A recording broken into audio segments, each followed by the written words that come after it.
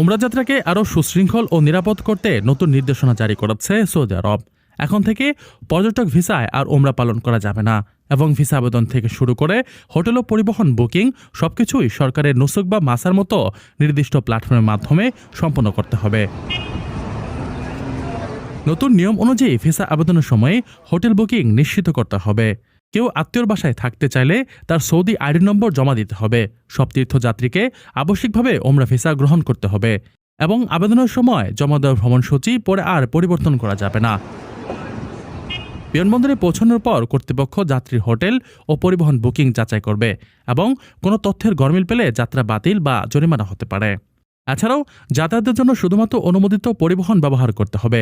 নিয়ম লঙ্ঘন, যেমন অননুমোদিত গাড়ি ব্যবহার বা ভিসার মেয়াদ শেষে অবস্থান করলে প্রতি ব্যক্তিকে সর্বনিম্ন 750 সৌদি রিয়াল জরিমানা করা হবে।